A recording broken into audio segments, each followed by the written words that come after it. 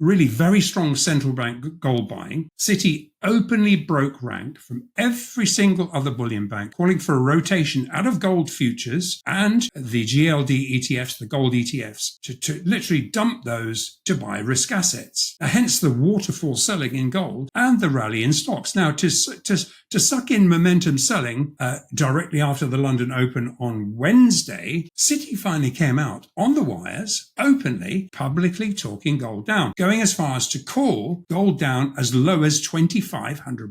Now, while that outrageously counterintuitive price target was deliberately designed to attract the puzzled mainstream media attention, and I saw Bloomberg on there asking questions about it, reading between the lines, they were actually really hinting at a bearish consolidation at $3,000, probably where they really were trying to buy it back. Citi lowered its short-term and long-term price targets for gold, projecting prices could drop below $3,000 per ounce by late 2025 or early 2026, driven by declining investment demand and an improving global growth outlook, the bank said in a note dated Monday. Citi broke from other bullion banks by urging investors to sell gold futures and ETFs, like GLD, in favor of risk assets, triggering a sharp drop in gold and a rally in stocks.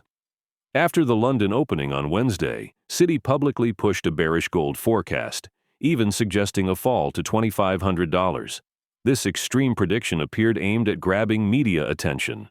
Andrew Maguire, a seasoned precious metals trader, points out that the gold market is split between physical buyers and paper speculators.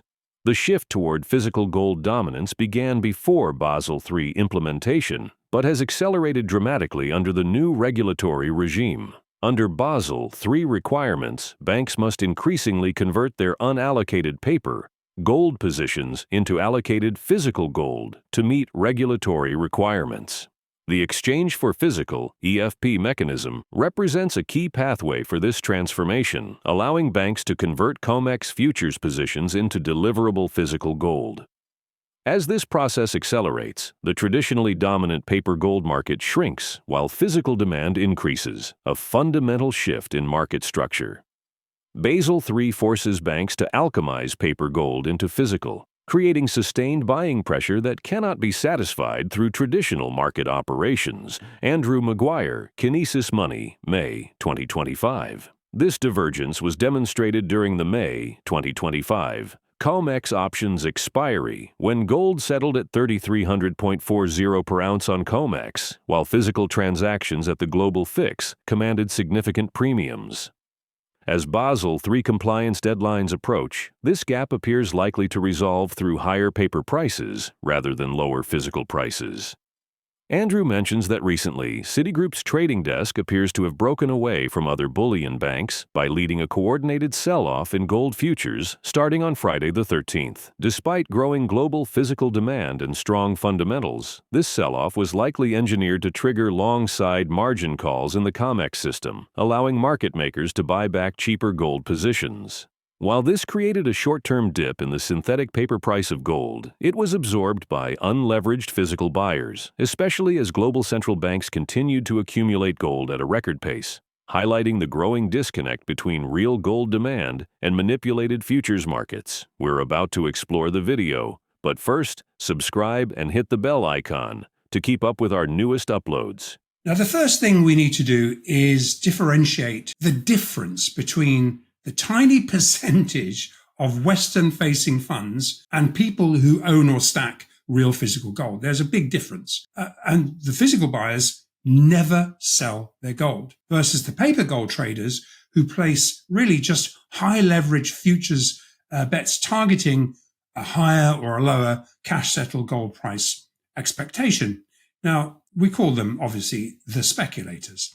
Now, these paper or synthetic gold traders what they're doing is borrowing gold from what is essentially a cartel-rigged casino environment, with the house pitched against them. Now, we call it the COMEX casino, where you can borrow exposure to paper gold with only really 4% of skin in the game, which makes it very attractive for speculators. Now, that means a speculator can currently control 100 ounces, a contract of gold worth $340,000 for a tiny $15,000. Now, the trouble is, leverage works both ways. And in this case, these speculators have been buying gold for the similar reasons as physical buyers do, except for one very big difference. Paper gold can be created out of thin air, while physical gold is limited in supply and is extremely sensitive to supply-demand fundamentals, because physical gold is globally fungible. This is the important part. It's globally fungible. No matter where you go in the world, gold is recognized as money, and it's the same value around the world, whatever that value of that gold is each day. So that each physical ounce, kilo, ton, that is purchased in the physical markets tightens a single source of available supply. And this is done into a limited global supply. Now, given the exponential pace of fiat money debasement, you just have to look. Go down to the grocery market. You just have to look any chart, and you will see just how many more dollars it takes to buy anything. So what the physical guys do is look at these fiat money debasements and value gold. As a consequence, value gold literally hundreds to thousands of dollars higher than is currently being offered for sale, because it's being offered for sale in a diluted form. And it's not that gold is actually going up. It's simply that the same ounce of gold, the ounce of gold benchmarks really the loss of purchasing power of no matter what currency you're in, the full range of rapidly debasing fiat currencies. Now, each day, each month, quarter, year, decade that goes by, it simply requires more freshly printed dollars to buy the same ounce of gold. That's really what's happening to gold. Now, in contrast, highly leveraged casino gold speculators, and they're literally corralled inside the COMEX casino, and they have US traders have no ability to trade the spot delivery physical markets. So, in consequence, they have no visibility into the real wholesale market supply-demand fundamentals, whereas the house does. So, with this knowledge, the house knows exactly how many chips to lend to create enough liquidity to set a non-deliverable casino ticker price for gold. You know, when you're in a casino, you see a ticker price going on. It could be racing, it could be anything. I mean, that's their number, that's their presentation. And this is how the cartel generates regular wash and rinse cycles. And that's something we're seeing now, which is why this question is pertinent. Now, given the casino pit managers hold the book on the chips borrowed from them on margin, and the house runs this ticker the specs actually knee-jerk react to, in aggregate, the house market makers know exactly where the speculators will be forced to sell their positions. And just like any other casino setup, the house wins 95% of the time. And as the LBMA CME market makers act as a cartel, it's really sanctioned wire fraud by any other name.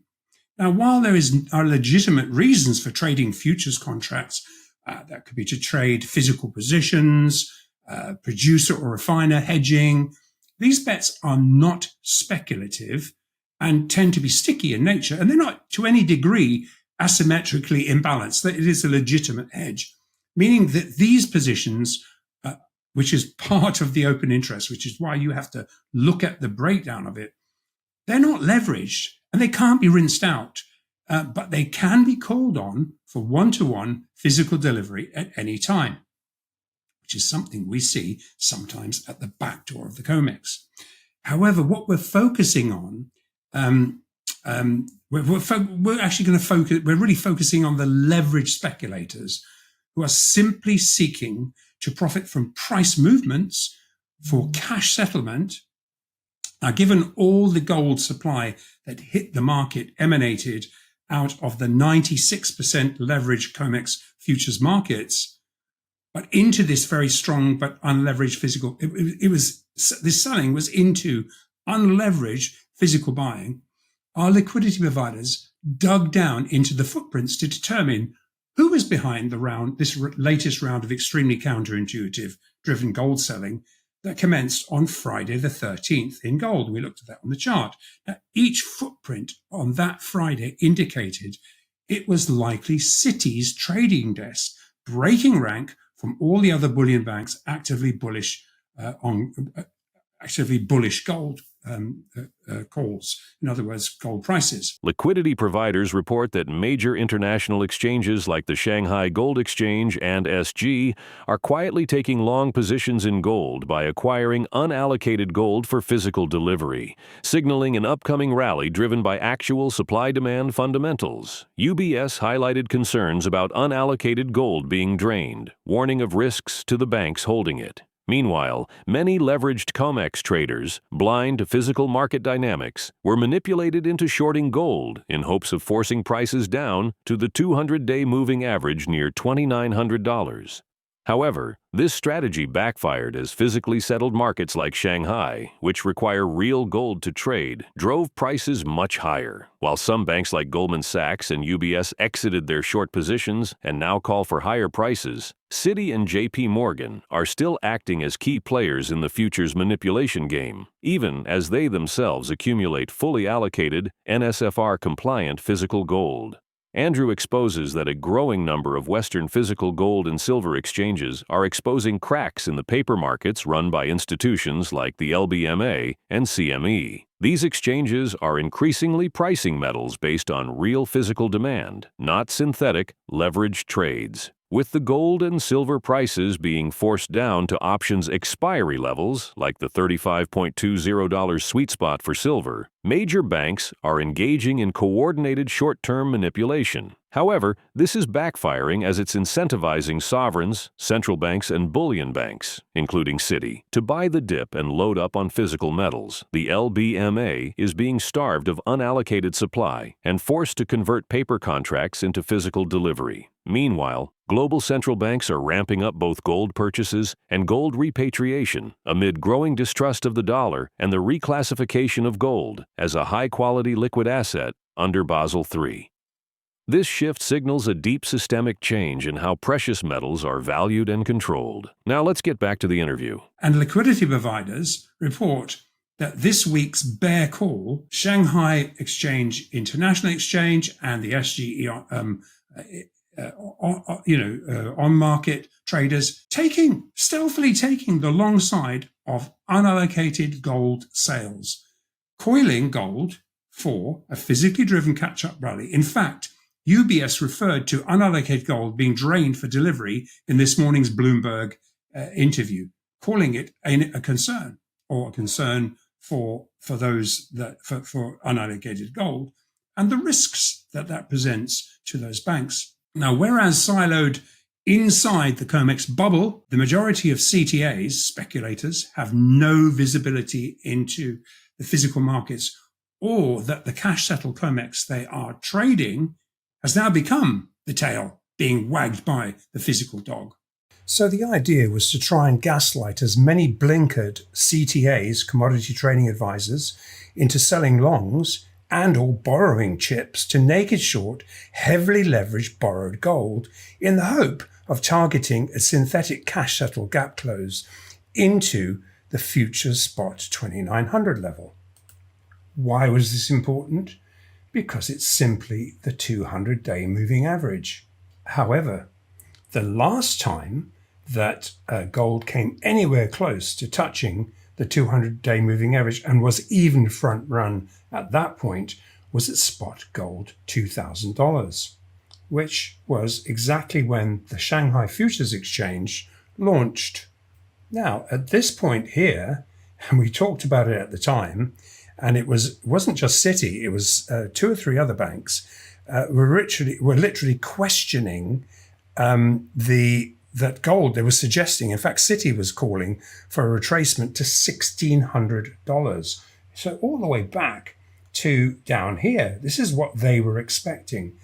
And that was absolutely the wrong call, because the Shanghai Futures Exchange And what they hadn't accounted for isn't a synthetic market. You have to own a bar before you can buy or sell it. And so therefore, a physically settled price began to be discovered after the 1st of March Shanghai contract launched, driving gold into a physically settled supply-demand price $1,500 higher per ounce. And along the way, they had to short cover.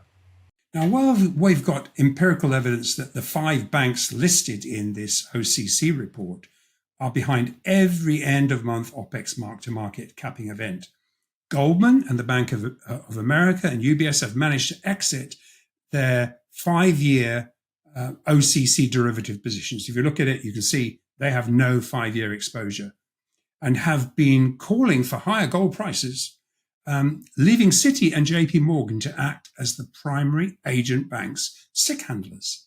But along with every other bullion bank facing the global physical markets, they're also long NSFR compliant first-tier high-quality liquid asset, fully allocated physical gold for their own books. And because they're not doing it, it's coming from producers, it's coming directly to these exchanges and starving the LBMA of product. So they're increasingly being forced to convert leveraged unallocated positions for delivery while they still can. Now, speaking of silver, just look at how these official OCC bets were driven down to the exact 35.20 OPEX sweet spot. This was done yesterday ahead of options expiry today. Now, this to me is wire fraud by any other name, because you've got an aggregation of banks working together.